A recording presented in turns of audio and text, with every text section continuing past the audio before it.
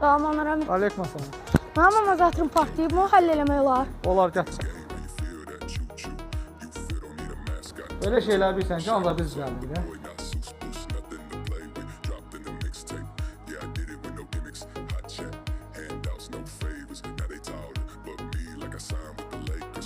Yəni Bakıda da var ha böyle şeyler. Pasat kərmələr var.